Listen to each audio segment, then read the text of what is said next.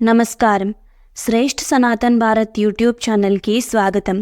భగవద్గీత సిరీస్లో భాగంగా ఈరోజు మరొక 3 శ్లోకాల గురించి తెలుసుకుందాం. అత్ర శూరా మహేశ్వాస భీమార్జున సమాయుధి యుయుధానో విరాటశ్చ ద్రుపదశ్చ మహారథః దృష్టకేతుశ్చేకితానః కాశీరాజశ్చ వీర్యవాన్ పురజిత్కుంతిభోజశ్చ సైభ్యశ్చ నరపుంగవః యుధామన్యుశ్చ విక్రాంత ఉత్తమౌజాశ్చ వీర్యవాన్ సౌభద్రో ద్రౌపదేయాశ్చ సర్వ ఏవ మహారథాః.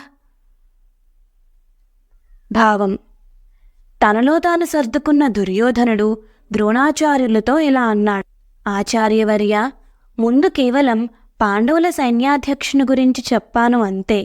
అయినా తమరికి తెలియనిది కాదు.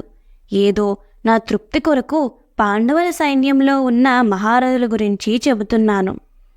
శ్రీకృష్ణుడు తమ్ముడు సాత్యకి, మహారథి అనే పేరుగాంచిన విరాట మహారాజు, దృష్టకేతుడు, చేకితానుడు, మహాపరాక్రమశాలి అయిన కాశీరాజు, పురుజిత్తు, కుంతిభోజుడు, శైభ్యుడు, మహాపరాక్రమవంతుడైన యుధామన్యుడు, మహావీరుడు అభిమన్యుడు, ఇంకా ద్రౌపదీ కుమారులైన ఉపపాండవులు, వీరంతా మహారథులు. వీరి ధనుస్సులు చాలా పటిష్టమైనవి. వీరందరూ ధనుర్విద్యాపారంగతులు. వీరంతా భీముడు అర్జునుడితో సమానంగా యుద్ధం చేయగల సమర్థులు. భావం పూర్తి అయింది. ఇప్పుడు వివరణ.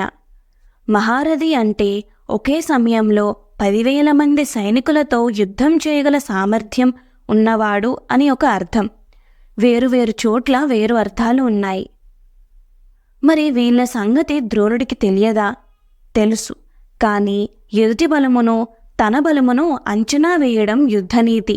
అందుకే ఈ వివరాలు చెప్పాడు. ఇంకా తన పక్షానున్న వీరుల గురించి కూడా చెబుతున్నాడు దుర్యోధనుడు.